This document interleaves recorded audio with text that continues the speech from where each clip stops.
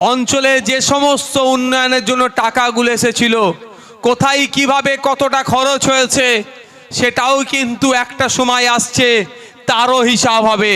ওই হিসাব পেতে গিয়ে হয়তো সিবিআইও আপনার আমার এলাকার কোনো প্রধানের বাড়িতেও ঢুকতে পারে, উপপ্রধানের বাড়িতেও ঢুকতে পারে। সেটার জন্য আপনারা প্রস্তুত থাকুন যে সিন চলবে দেখার জন্য।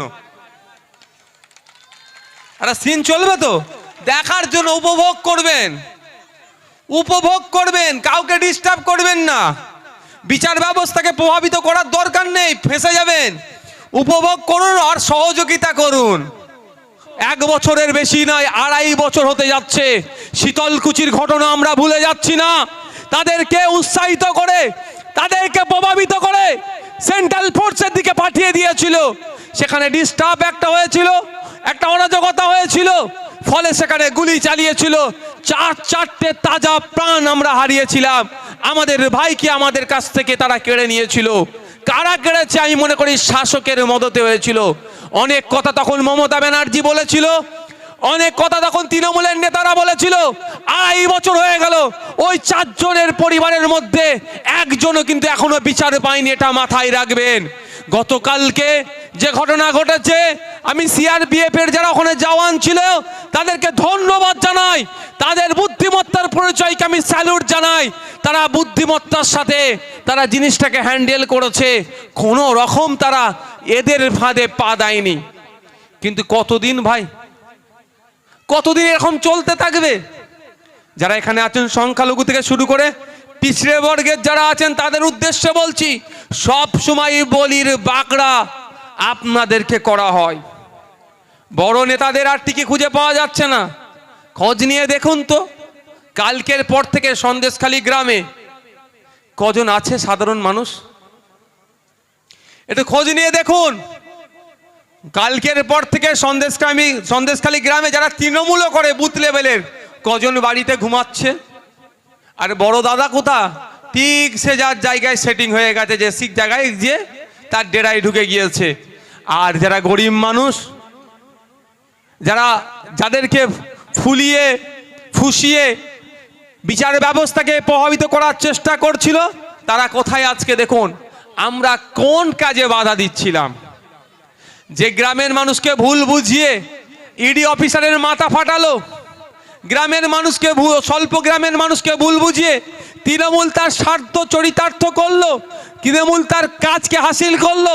ওখানে তো সেন্ট্রাল ফোর্স ছিল ভাই। ওখানে যদি শীতলকুচির মতো বড় কোনো দুর্ঘটনা ঘটে যেত, মমতা ব্যানার্জির ভোট লুটতে সুবিধা হতো।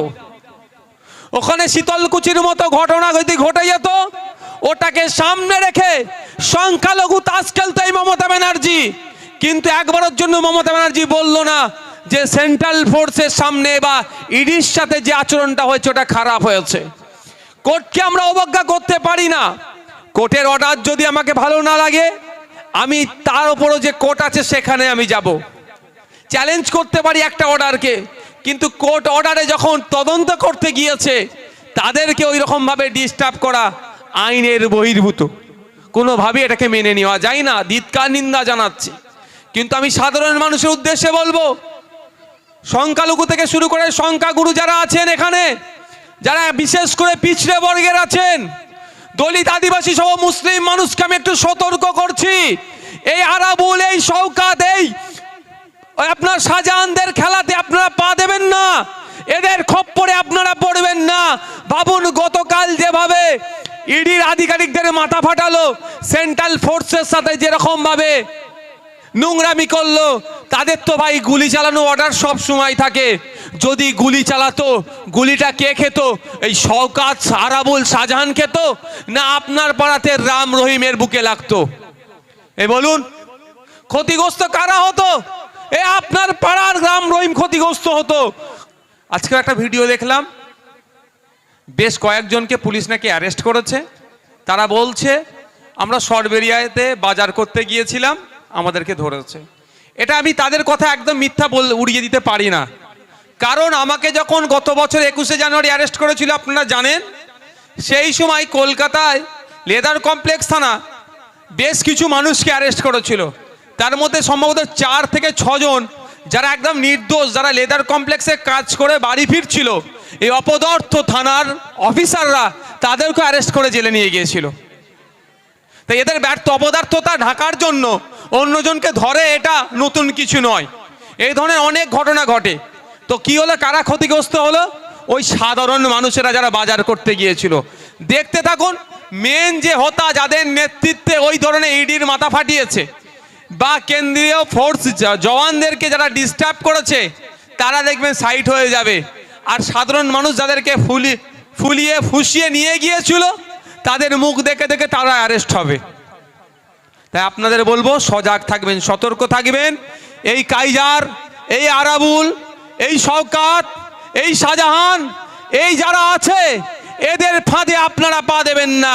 এরা দুর্নীতি করবে, এরা চাকরি চুরি করেছে, এরা কয়লা চুরি করেছে, এরা বালি পাচার করেছে, অবৈধ ব্যবসার সাথে এরা যুক্ত আছে, এরা বাচ্চাদের মিড ডে মিলে চুরি করেছে, এরা রেশন চুরি করেছে। এদেরকে যখন জবাবদিহি করার জন্য এদের বাড়িতে যখন ইডি সিবিআই যাচ্ছে, সাধারণ মানুষকে তখন ঢাল করে সামনে দাঁড় করিয়ে দিচ্ছে। সাধারণ মানুষের জন্য বলবো, ইডি সিবিআই যাচ্ছে আপনার হককে প্রতিষ্ঠা করার জন্য। আপনার বাচ্চা ছেলের মিড ডে মিলে চুরি করেছে বলি ওর বাড়িতে ইডি গিয়েছিল তদন্ত করার জন্য। আপনার রেশন চুরি হয়েছে বলি ওর বাড়িতে গিয়েছিল। সুতরাং ওর সাথে আইনে আছে, আইনে বুঝাবুঝি হবে। আপনারা এর মধ্যখানে ঢুকবেন না। আপনাদেরকে সতর্ক করছি, সজাগ করছি। না হলে দিনের শেষে দেখুন, শীতলকুচির দিকে তাকিয়ে 2.5 বছর হয়ে গেল, মমতা ব্যানার্জি আর শীতলকুচির কথা মুখে নেয় না।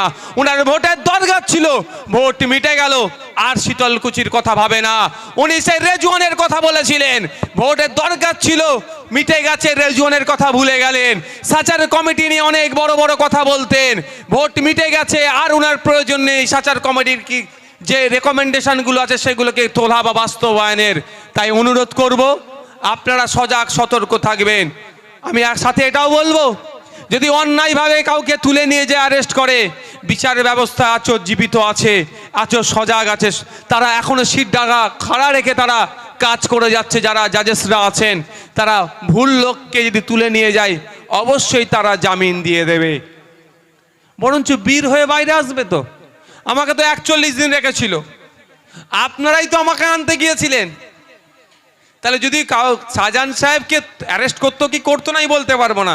যদি অ্যারেস্টও করে নেয়, উনি যদি চোর ডাকাত না হয়, উনি যদি রেশন চোর না হয়, উনি যদি বাচ্চাদের মিড ডে মিলে চুরি না করে থাকেন, উনি যদি এই যে রেশনের যে মালটা সে পরিবর্তন করে খারাপ মাল না দিয়ে থাকে, তাহলে অসুবিধে কি আছে? যদি ভুলক্রমে ওনাকে অ্যারেস্ট করে, তাহলে উনি জামিন পেয়ে যাবে। আরে কদিন আগেই তো ফিরহাদ হাকিম সাহেবের বাড়িতে কত ঘন্টা ধরে, কদিন আগে দেখেছিলেন ফিরহাদ হাকিম সাহেবের বাড়িতে গিয়ে তল্লাশি চলছিল, কয়েক ঘন্টা ধরে তল্লাশি হলো, কিছু পাইনি, ফিরে চলে আসলো। তো ফিরহাদ হাকিম বাবুকে কি অ্যারেস্ট করে নিয়ে চলে গিয়েছিল?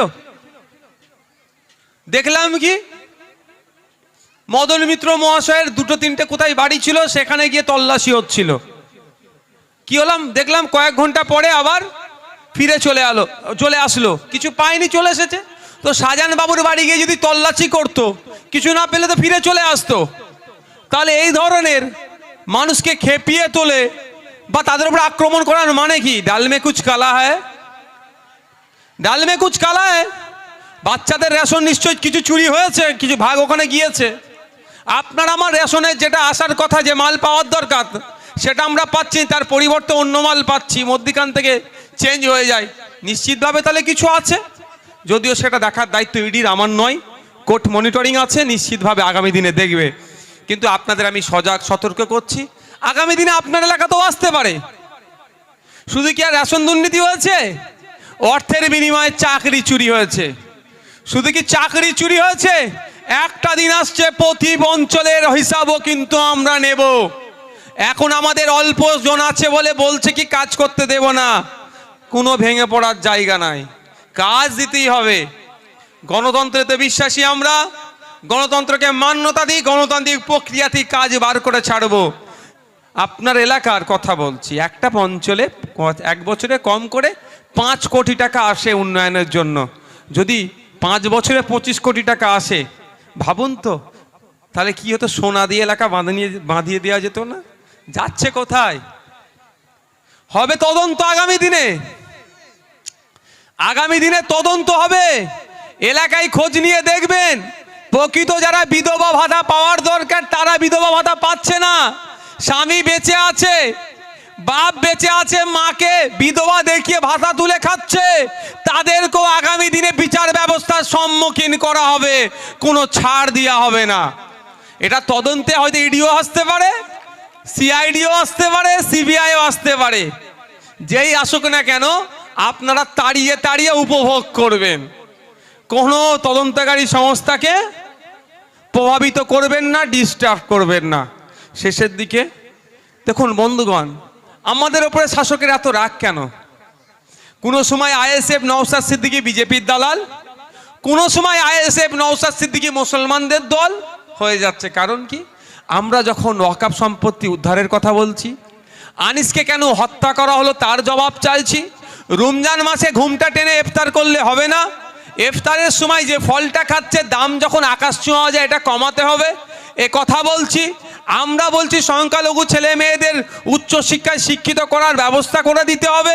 সংখ্যালঘু এলাকাতে মদের দোকানগুলো, শুধু সংখ্যালঘু নয় সংখ্যাগুরু সব জায়গার কথাই বলছি, মদের দোকান বেড়ে যাচ্ছে, স্কুলের সংখ্যা বরঞ্চ বন্ধ হয়ে যাচ্ছে কেন? এই যখন প্রশ্ন করছি তখনই নওশাদ সিদ্দিকী বিজেপি দালাল হয়ে যাচ্ছে, আইএসএফ বিজেপি দালাল হয়ে যাচ্ছে। যখন আমি বলছি হিন্দু ভাইদের দেবত্ব সম্পত্তি যেটা হস্তান্তরযোগ্য নয়, যেটা বিক্রি করা যায় না, হিন্দু সমাজের পূর্বপুরুষেরা দেবদেবীর নামে কিছু সম্পত্তি উৎসর্গ করে গিয়েছে। ওই যেমন মুসলিম সমাজের পূর্বপুরুষেরা মাদ্রাসা মসজিদের নামে সম্পত্তি উৎসর্গ করে গিয়েছে, ওয়াকফ সম্পত্তি আমরা বলি, ঠিক হিন্দু সমাজে ওটাকে বলে দেবত্ব সম্পত্তি। তো ওই দুটো সম্পত্তির কথাই বলছি, বিক্রি করা যায় না। কিন্তু এই সরকারের আমলে এসে দেবত্ব সম্পত্তিও বিক্রি হয়ে যাচ্ছে, ওয়াকফ সম্পত্তিও বিক্রি হয়ে যাচ্ছে, রিফিউজি ল্যান্ডও বিক্রি হয়ে যাচ্ছে।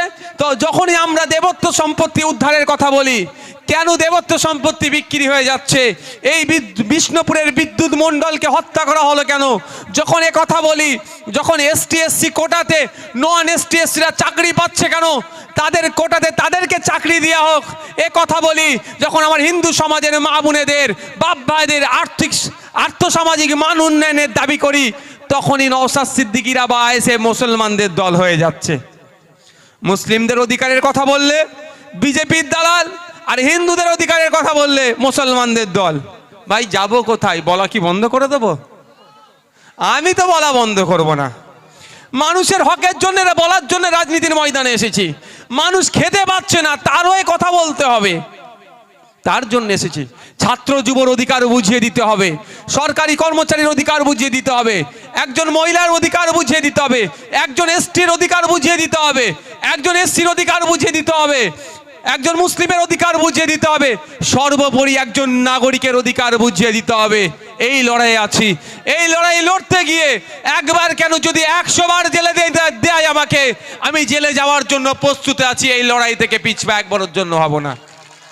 আমরা স্টেজ থেকে বড় বড় কথা বলি, স্বাধীনতা সংগ্রামী ক্ষুদিরাম বসুর জীবনীর কথা বলি, তার আত্মবলিদানের কথা বলি, প্রফুল্ল চাকির আত্মবলিদানের কথা বলি, আপনার প্রীতিলতা ওয়াদ্দেদারের আত্মবলিদানের কথা বলি, আশফাকুল্লাহর আত্মবলিদানের কথা বলি, ভগৎ সিং এর আত্মবলিদানের কথা বলি।